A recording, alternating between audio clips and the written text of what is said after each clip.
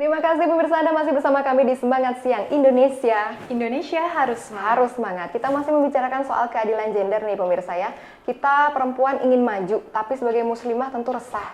Batasannya majunya ini sampai mana gitu ya. Kalau gitu kita sudah terhubung dengan narasumber kita untuk membahas keadilan gender ini batasannya sampai mana sebagai muslimah gitu ya.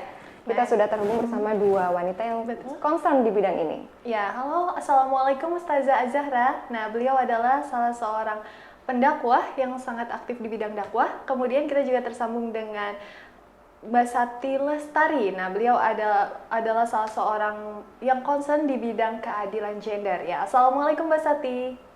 Waalaikumsalam. Nah, Mbak Sati nih, saat ini kita memang sedang ramai dengan pro kontra bekal makanan. Nah, kalau Mbak Sati sendiri berada di posisi yang mana nih? Kebetulan saya juga baru beberapa hari ini karena suami baru kerja dari kantor beberapa hari ini. Saya nyiapin bekal untuk suami sih gitu.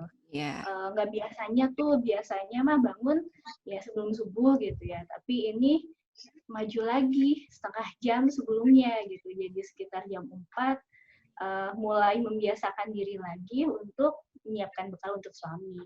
Iya, Ustazah kita juga nih sebagai ibu rumah tangga. Gimana tanggapannya Ustazah? Kalau tanggapan saya, yang pertama gitu, bagi saya pribadi dan sebagian besar muslimah bahwa kotak bekal untuk suami ini adalah bukan merupakan bentuk penindasan kepada kaum hawa ya, khususnya istri gitu. Nah, terus yang kedua, adapun jika kami menyiapkan bekal untuk suami itu hanya semata-mata sebagai ekspresi cinta dan sayang kita gitu, serta bentuk penjagaan kita terhadap suami kan, apalagi di zaman saat ini sudah melanda wabah ya kan, COVID-19. Tentunya dengan bekal ini menjadikan suami kita lebih lebih sehat dan jadi lebih semangat lagi dong untuk mencari nafkahnya ya kan. Nah, terus yang ketiga kita ini kan disuruh Allah untuk menyenangkan suami ya kan ya. Nah, salah satu bentuk menyenangkan suami adalah memberinya bekal gitu agar apa? Agar suami senang gitu. Kalau seandainya nanti ada bonus mendapatkan cinta yang lebih dari suami gitu, itu kan hanya bonus gitu dari Allah gitu kan. Tujuan kita awalnya apa? Untuk mengejar ridha Allah gitu.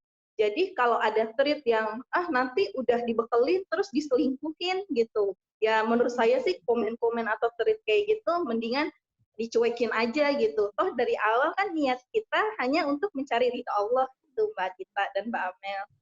Ya, baik, kita ke Mbak Sati dulu ya. Nah, menurut Mbak Sati sendiri, apakah gerakan keadilan gender itu dan apakah ada batasannya, Mbak? Kalau menurut saya gerakan perjuangan untuk kesetaraan gender itu sebenarnya bukan cuma di Indonesia kan ya, udah jadi isu internasional, udah lama banget, udah beribu-ribu tahun yang lalu gitu. Itu sebagai suatu gerakan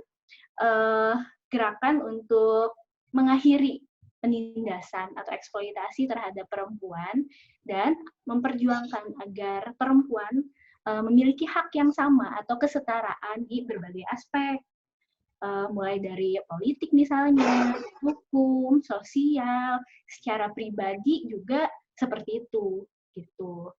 Kalau ditanya ada batasnya nggak sih gitu untuk kesetaraan gender atau perjuangan pergerakan kesetaraan gender itu, menurut saya nggak ada batasnya sih Mbak gitu. Tapi dengan catatannya itu bahwa kita harus bertanggung jawab atas peran yang kita ambil.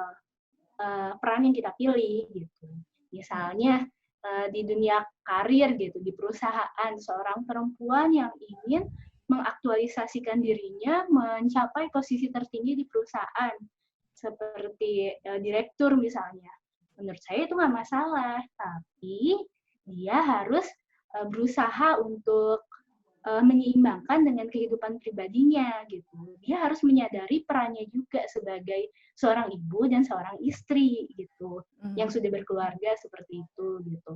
Di sini ya menyadari tugas tersebut ya memang kalau posisinya bekerja seperti itu nggak bisa full time juga gitu ya, nggak mesti full time juga gitu, tapi mengatur strategi bagaimana bisa adil terhadap keluarga dan juga karirnya. Mbak Sati saat ini fokus mengurus rumah tangga, tapi sebelumnya pernah berkarir juga kan ya. Menurut Mbak Sati gimana sih gambaran keadilan gender di lingkungan kerja? Kenapa HRD kadang membuat aturan tentang pembagian job desk kepada di setiap gender yang berbeda itu tujuannya supaya apa sih Mbak Sati? Kriteria gender untuk posisi tertentu dari sudut pandang HRD. Menurut saya itu karena ada kriteria tertentu atau job desk-nya. Kita melihat dari job desk-nya gitu. Job desk untuk suatu pekerjaan itu apa aja sih yang akan dilakukannya sehari-hari gitu. Kita punya gambaran itu di setiap posisinya itu ada gambarannya gitu. Baru kita cari yang sesuai dengan kualifikasi gitu. Ya, Mbak Sati, biasanya pasca menikah itu, wanita itu seringkali mendapatkan perlakuan patriarkisme. Nah, sebenarnya apa yang menyebabkan hal ini? Itu tergantung pada background-nya gitu, background masing-masing pasangan. Apakah itu budaya yang membentuknya, juga pola asuh, dia dibesarkan dulu seperti apa gitu. Sebenarnya kalau untuk sekarang lebih bisa setara ya di era modern sekarang gitu. Kecuali ketika perempuannya sendiri yang merasa inferior gitu.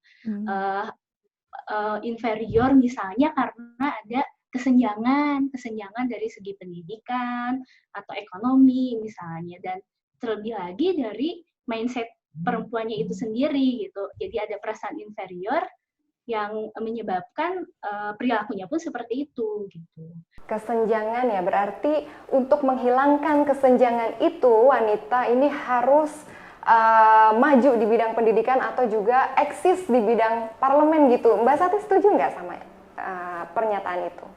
Itu bisa diupayakan. Ya, nah sekarang kita ke Ustazah dulu nih. Nah, Ustazah, seringkali wanita itu dianggap atau muslimah seringkali dipandang sebelah mata. Sehingga mereka itu seringkali dijadikan sebagai musuh dari feminisme. Nah, ini apa yang menjadi penyebabnya? Mengapa gitu? Nilai awalnya adalah agar memanusiakan wanita gitu. Nah, nilai tersebut itu sejalan lho Mbak dengan nilai-nilai Islam gitu. Bahkan di Islam itu wanita adalah bukan cuman dimanusiakan tapi dimuliakan. Nah, hanya saja berkembangnya zaman gitu, ajaran tersebut juga berkembang gitu menjadi mendobrak nilai-nilai yang ada pada syariat gitu. Misalnya yang dalam Islam pembagian waris itu kan antara laki-laki dan perempuan 1:2, 2 untuk laki-laki, 1 untuk perempuan. Ya, ayatnya sudah jelas di dalam surat An-Nisa. Tapi atas dasar kesetaraan gender gitu, mereka menginginkan 1:1, harus 1:1 gitu. Jadi gara-gara perbedaan pendapat begitu ya Ustazah tentang pembagian hak waris dan penentuan kepala keluarga, begitu Ustazah? Oh iya, hak waris. Jadi kalau kaum feminis ini menginginkan pembagian waris itu 1:1 antara perempuan dan laki-laki, ya kan? Padahal kita ketahui dalam syariat kita bahwa laki-laki berbanding perempuan adalah 2:1 gitu. Itu. Terus juga mereka itu menginginkan untuk menjadi pemimpin rumah tangga gitu, ingin punya hak untuk menjadi pemimpin rumah tangga. Itu kan sudah jelas ya dalilnya bahwa yang memimpin rumah tangga itu adalah laki-laki atau suami, ya kan? Jelas ayatnya ar-rijalu qawwamuna 'alan nisa gitu. Nah, atas dasar itulah makanya mereka kaum feminis merasa ajaran Islam itu kontradiksi dengan ajaran mereka gitu. Padahal jika mereka ingin menelaah lebih jauh, gitu, ajaran Islam itu mulia gitu. Tanpa diminta mereka itu sudah memuliakan perempuan gitu. Begitu Mbak Dita dan Mbak Amel. Ya, Ustazah, kalau misalkan kita berkaca ke sejarah Nabi atau kisah zaman Nabi, apakah memang perjuangan dari keadilan gender itu sudah ada atau memang tidak? Pada sejarah kesetaraan gender itu Mbak dalam Islam tanpa diperjuangkan dia itu sudah ada. Contoh dalam hal ibadah, ayatnya wama khalaqtul jinnah wal insa illa liya'budun. Terus ada ayat juga fastabiqul khairat. Ini dalil yang mengatakan bahwa Allah itu Islam, di Islam itu menyetarakan, tidak membedakan, tidak mendiskriminasi antara muslim dan muslimah untuk berbuat kebaikan. Kalau gitu Ustazah, bagaimana sih ilmu agama memandang yang namanya paham feminisme ini Ustazah? Nah, di sini kan feminisme cuman memandang kesetaraan gender gitu. Jadi mereka hanya berpikir masalah ibaratnya sampulnya saja gitu. Nah, dalam Islam ini wanita itu sangat dimuliakan gitu, Mbak. Kan kalau kita mau mendelik ya, mau melihat sejarah buku sirah, kita ketahui bahwa pada zaman dahulu nih, masa jahiliyah, kita tahu nih anak-anak perempuan itu yang terlahir dianggap aib, cela ya kan bagi orang tuanya. Bahkan kisah yang terkenal itu Umar radhiyallahu anhu di masa jahiliyahnya pernah membunuh anaknya sendiri karena perempuan ya kan. Nah, kemudian Islam itu hadir begitu. Islam hadir memuliakan, meninggikan perempuan yang tadinya dianggap hina gitu di masa jahiliyah. Ya Ustazah, nah seiring perkembangan zaman, feminis muslim itu muncul. Nah, menurut tanggapan Ustazah sendiri itu seperti apa? Kalau saya pribadi, selama maksudnya prinsipnya hanya untuk dalam kutip memanusiakan perempuan gitu, Mbak. Itu sah-sah saja, silakan saja kan memang seperti itu gitu. Tapi kalau seandainya gerakannya sudah ingin mengungguli gitu, ingin merubah yang menjadi kodrat Tuhan, kodrat Allah Subhanahu wa taala. Nah, ini yang harus kita hindari gitu kan. Sekarang kan lagi muncul gerakan feminis Khadijah ya Mbak ya. Mereka itu menganggap bahwa ibunda kita Khadijah sebagai sosok feminisme muslim gitu. Nah, menurut saya mereka di sini hanya menyoroti dari segi bagaimana Khadijah sukses dengan bisnisnya gitu. Tapi mereka tidak menyoroti bahwa hasil dari perniagaannya, hasil dari bisnisnya itu disumbangkan kepada Rasul Shallallahu Alaihi Wasallam untuk dakwahnya, ya kan? Semuanya hartanya dihabiskan di jalan untuk di jalan dakwah gitu. Nah, kalau kaum feminisme sekarang saja untuk bekal suami aja ribut gitu kan, apalagi untuk berdakwah gitu, nyumbangin semua hartanya gitu. Baik, Bunda Khadijah bukan tokoh feminisme, karena kalau feminisme bekal untuk suami saja diributkan, apalagi modal dakwah untuk suami begitu ya Ustazah. Kita masih akan lanjutkan pemirsa perbincangan kali ini, tetap di Semangat Siang Indonesia. Usai jeda berikut kita kembali ya.